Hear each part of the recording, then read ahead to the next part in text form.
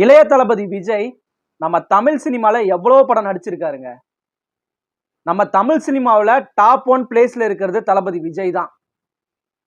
தளபதி விஜயோட ஃபர்ஸ்ட் படம் செந்தூர பாண்டியன். விஜயகாந்துக்கு தம்பியா நடிச்சிருந்தார். நம்ம எல்லாருமே பார்த்துருப்போம். இப்போ GOAT greatest of all time.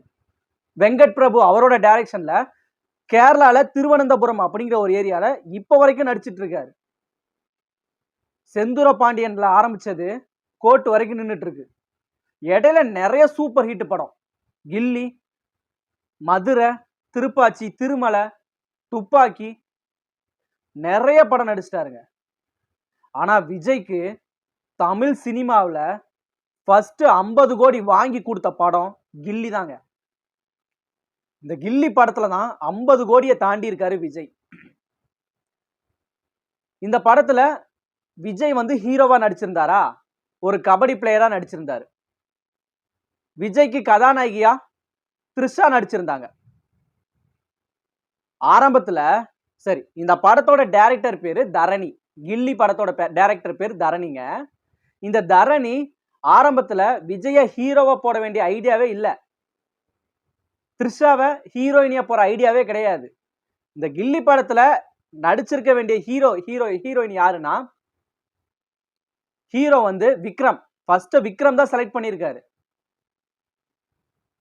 ரெண்டாவது ஹீரோயினியா ஜோதிகாவை தான் செலக்ட் பண்ணியிருக்காரு இந்த படத்தோட டைரக்டர், கில்லி படத்தோட டைரக்டர்.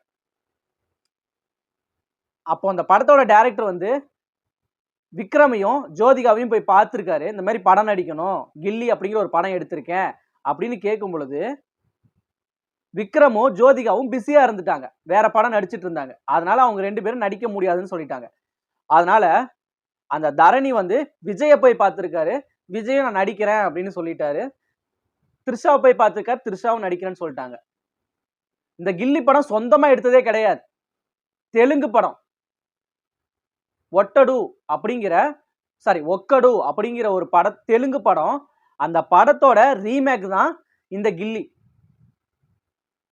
தளபதி விஜய்க்கு 50 கோடி வாங்கி தந்த ஃபர்ஸ்ட் படம் கில்லி தாங்க. இந்த படத்துல விஜய் ஒரு கபடி பிளேயரா நடிச்சிருந்தாரு.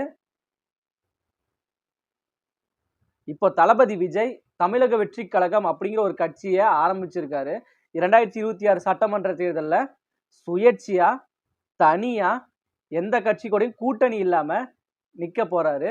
பார்க்கலாம் 2026 தமிழக முதலமைச்சர் இளைய தளபதி விஜய் ஆகிறாரான்னு.